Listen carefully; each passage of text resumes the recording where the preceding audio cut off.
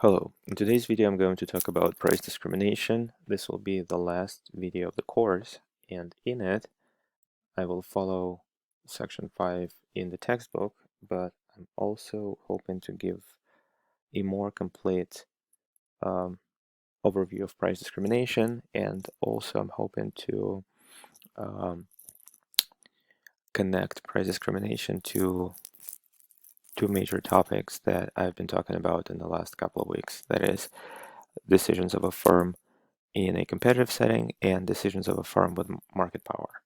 So here we go. First of all, let's define price discrimination. Price discrimination is any kind of charging different prices for the same amount of the product. So it could be charging different prices to different people, or charging different prices depending on how much of the product you're going to sell. Basically, it's deviating from the one price situation that we're used to seeing in the competitive markets, offering different prices to different people for the same product. And there are different kinds of price discrimination, but before we're able to talk about price discrimination, I want to go back and give you a simple example to show you how price discrimination will affect the outcomes in the market. So here's the example. Suppose that a firm is producing medicine and 1 unit of a drug costs the firm $2 to produce. It's a common situation in the pharmaceutical industry when company just has a fixed constant cost of, a constant marginal and thus constant average cost of producing a drug. So $2 to produce 1 unit of a drug. And there are 8 consumers in the market with the willingness to pay starting at 11 and decreasing by 1 all the way down to 4. And each consumer needs just 1 unit of a product, just one box of drug. So first of all, let's look at what happens if we represent the consumer's willingness to pay as a demand schedule. We can translate the willingness to pay into quantities by saying the following thing. The first unit will be purchased at the price at or below $11. Quantity is going to increase to 2 when the second person is willing to pay, so that is when the price is at or below 10. The third unit when the price falls at or below 9, and so on, up to the 8th unit when the price is at 4 or below 4. So willingness to pay is translated into the market demand schedule just by counting quantities at every possible price. And the costs are still 2. So now I'm going to skip the willingness to pay and I'm going to focus on the demand schedule because this is what I've been doing in the last couple of videos. The first question that I'm going to ask, what is the efficient outcome on this market? What if the firm were forced by competitive forces to produce efficiently?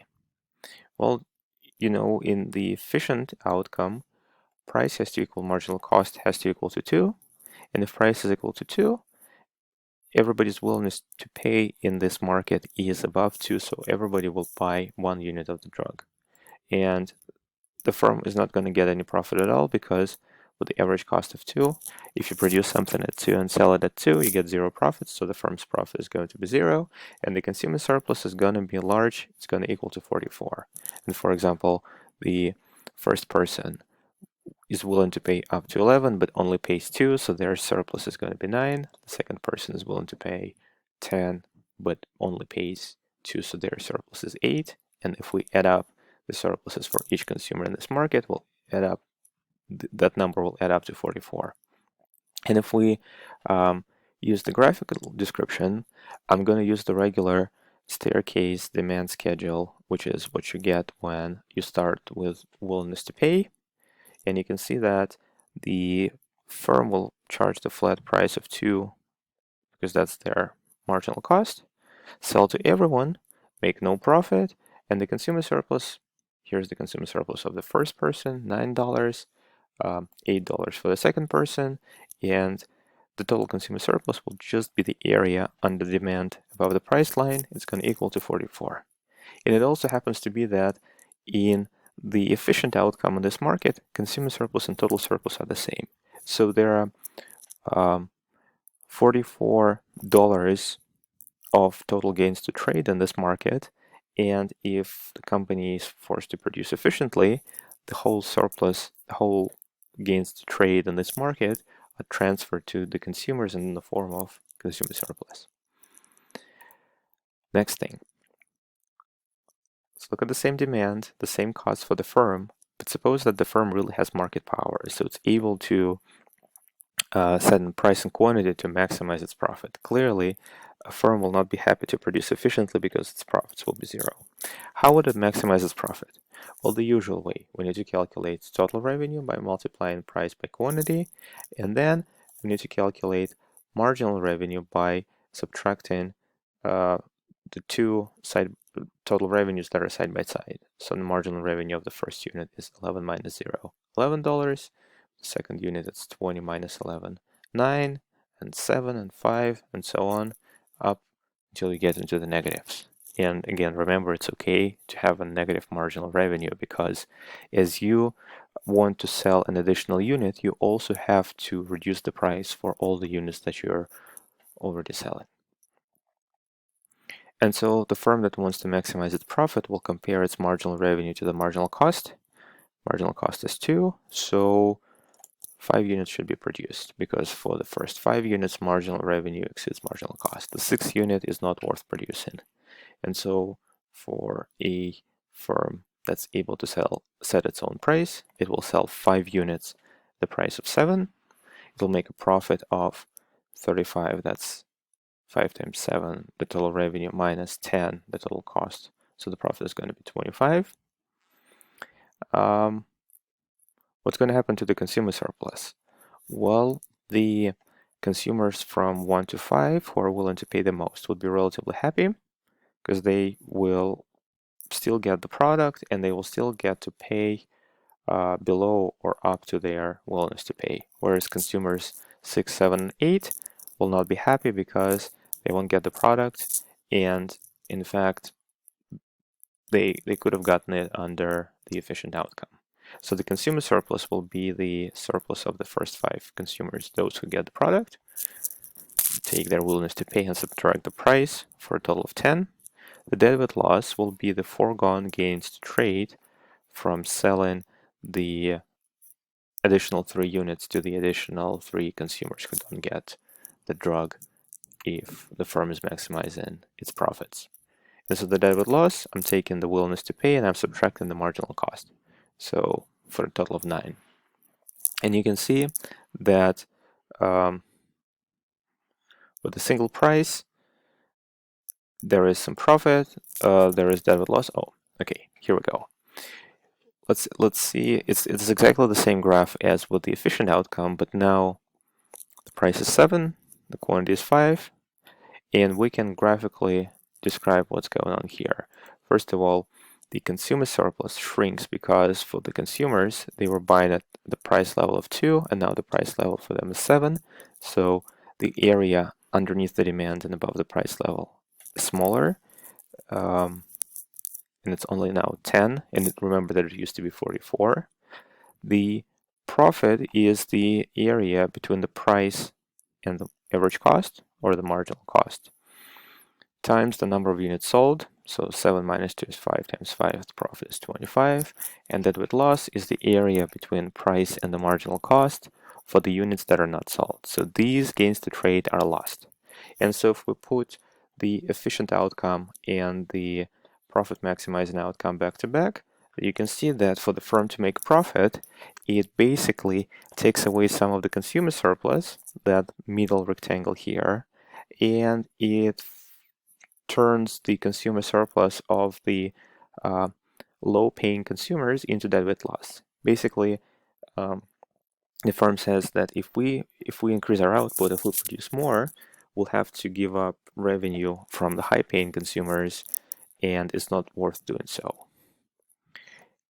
And so clearly, in both cases, we take the total surplus of 44, and in the efficient case, we completely transfer it to the consumers, and in the monopoly case, we give 25 to the producer, give 10 to the consumers, and we'll throw away 9 in the form of deadweight loss, because the monopoly would not be willing to produce above 6 because it's going to be losing its profit.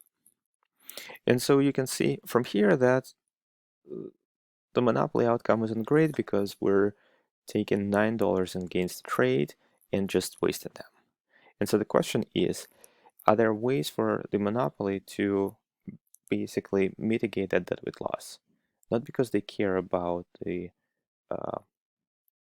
minimizing loss, but rather can the monopoly make a better use of these gains that are unused when monopolies charge in the whole market the single price? And this is where price discrimination comes into place. We know that there are consumers who are willing to pay a lot and consumers who are not willing to pay that much. Can we somehow offer them different prices if we're able to? And so there are multiple ways of doing so. The first case of price discrimination is called perfect price discrimination, and it is an extreme case where the company is going to charge every consumer their willingness to pay. So basically, you need to find out how much each consumer is willing to pay, and you need to make them an offer where the price equals their willingness to pay. So that means that in our story, with 8 consumers with different willingness to pay, the first consumer has to be charged 11 because their willingness to pay is 11. The second consumer will be charged 10, and the last consumer should be charged 4. And of course, everybody will be willing to buy that price because this is how much they value the product in question. And so the first firm's profit is just going to be the consumer surplus from the first example. Basically, we extract by charging every consumer their willingness to pay, we extract the whole of the consumer surplus in terms of the firm's profit. So consumers are left with 0 surplus, but there's no waste at all. So in a sense, it's a good situation because there is no deadweight loss. By charging every consumer as much as they're willing to pay, we extract all gains from them, but we don't waste anything. So the situation of perfect price discrimination is a complete opposite of a situation with the efficient production, because at the efficient production, where the firm is selling the output at 2, making 0 profits, but consumers realize whole gains from trade in this market. With perfect price discrimination, every person is charged their willingness to pay, every person is charged a different price, and the firm extracts all the gains to trade in this market as their profits. Now, here's the comparison between the 3. You can see that the firm would clearly prefer perfect price discrimination in terms of profits. Consumers would clearly prefer, sorry, there is a mistake here. Consumer surplus here has to be 0. Consumers would clearly prefer the efficient production by the firm. And in terms of general welfare, we should either prefer efficient production or perfect price discrimination because it generates no waste, whereas the monopoly, the single price monopoly, generates deadweight loss of 9. The problem, though, with perfect price discrimination is a firm who wants to perfectly price discriminate requires a lot of information about the consumers. You basically need to look into their pockets or into their bank accounts and find out how much they're actually willing to pay. And in many situations, the firms won't be able to obtain that information, and clearly consumers will not be willing to provide that information to the firm because giving that information to the firm means being charged with a higher price. Second thing that perfect price discrimination relies on is the inability to resell the product. So for once, consumers would want to pretend that their willingness to pay is low rather than high. And another thing is, if you're not able to pretend that your willingness to pay is low, you'd rather find somebody whose willingness to pay is low and buy from them at a price cheaper than the firm will charge you. So if a firm is trying to price discriminate, it also has to ensure that consumers who get the product at a cheaper price will not be able to resell it to a different consumer who is willing to pay more. And you don't see perfect price discrimination in the real world much, and the closest example would be college tuition, where at first everybody sees the same price tag for a year in college, but then because college admissions usually obtain a lot of information about students' families' financial standing, they're able to offer a combination of different scholarships and awards so that every student gets pretty much their own personalized price depending on what the college think their willingness to pay is. So colleges charging different students different prices is the closest case of perfect price discrimination. And clearly in this market, you can't, if you're admitted to college and if you're offered a particular tuition, you can't resell that tuition to somebody else who's willing to pay more to go to the same college. So this is why colleges are able to do that, but a lot of companies aren't. The second type of price discrimination is called menu pricing, and you see that a lot. In that kind, the firm offers a variety of products, and each consumer just selects the best option that fits them. And examples of menu pricing would be airlines offering different categories of flights. So you can buy a business class ticket that's going to be super expensive, or an economy ticket. And now airlines came up with what's called basic economy, where you don't get any privileges at all. And so you say you need to go from Sioux Falls to Chicago. On the same flight, you get to decide which kind of ticket you prefer and which price you're willing to pay. So there is some self-selection going on, and clearly this is convenient for the company if they choose the prices. If their price choices are right, they'll be able to make more money by forcing people to buy their most preferred option. Another example of menu pricing is called volume discount, and you see that a lot as well. If you go to a coffee shop, they usually offer different sizes of coffee, small, medium, and large, and if you calculate the price per ounce, the larger the cup you're buying, the smaller the size per ounce. If you're buying soda at a grocery store, buying soda in a can is more expensive per ounce than buying a soda in a large bottle. The same idea applies. A lot of times, buying a larger amount of product means smaller per unit cost. And that's also an example of price discrimination. Another kind of price discrimination that's called menu pricing is when you can buy a book in paperback or hardcover. You're getting the same text, but into different versions. And usually, the hardcover comes first because you can sell the hardcover for a higher price, and so people who are really willing to read the book right away as it comes out are willing to pay more for it, and so you're selling to them in a hardcover version. And then, usually several months or several weeks later, it comes out in a paperback, and it's a cheaper price for those who are not willing to pay as much. And I'm not going to show you the menu pricing in our example because our example is too simple for that. Everybody just wants to buy a single unit of a product, so menu pricing will not apply.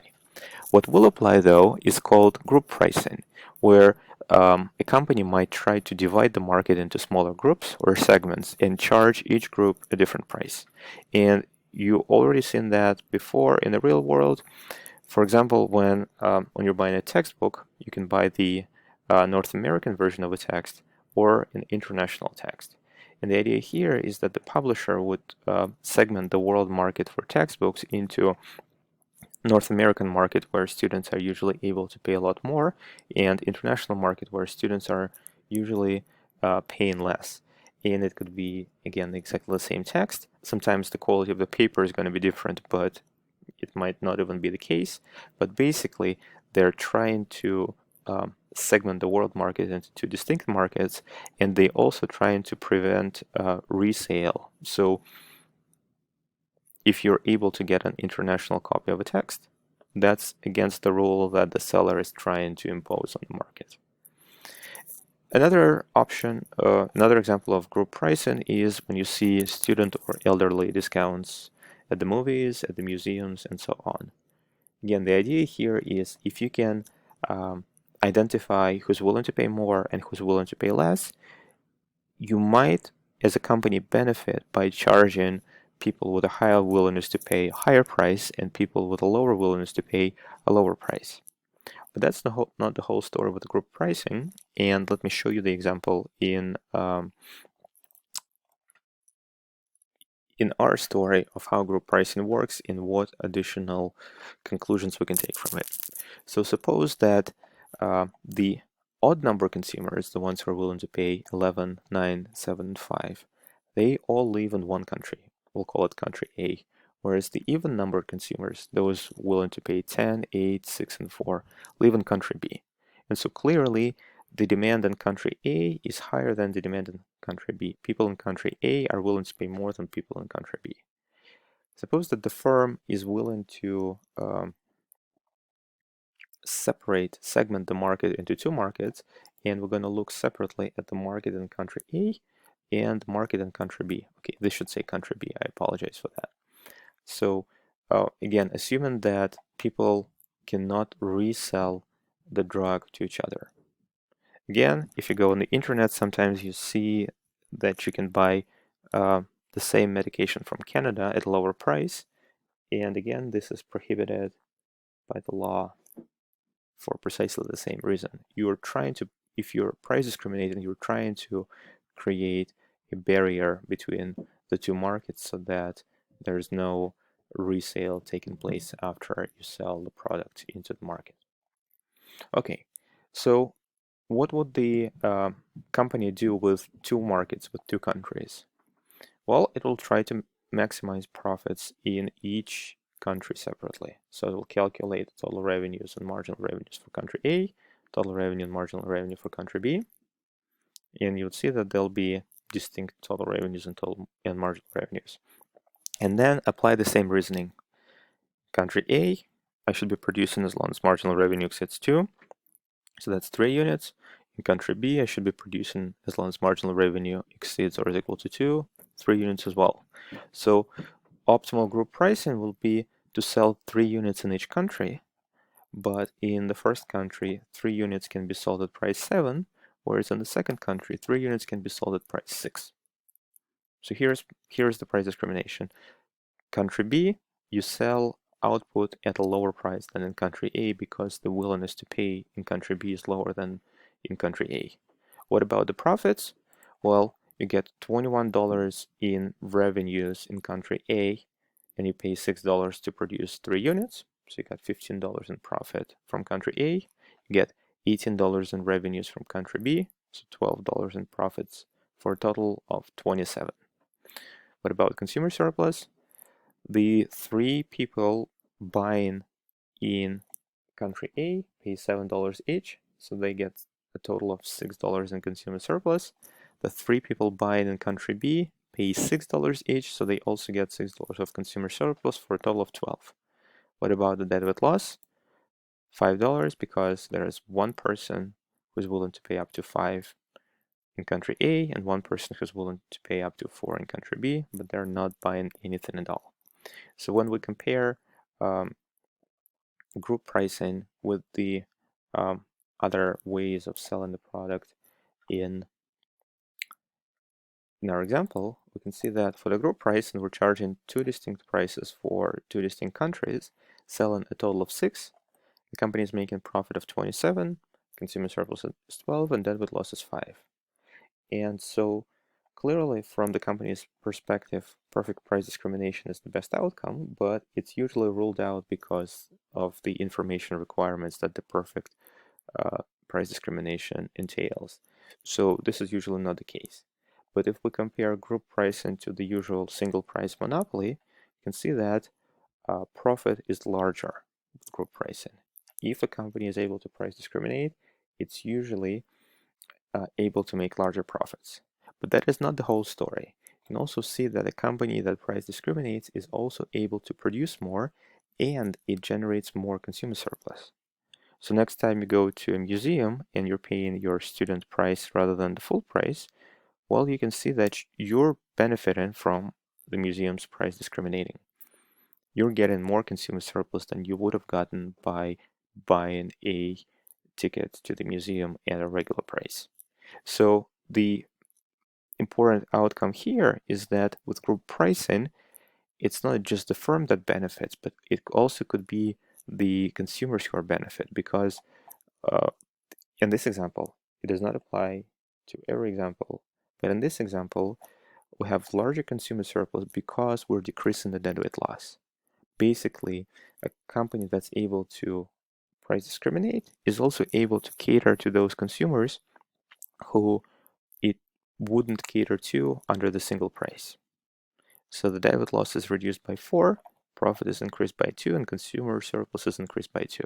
So by price discriminating, the company with a market power reduces the waste relative to the single price case. And so I think this is a good outcome in the sense that both the producer and the consumers benefit from it. Thank you.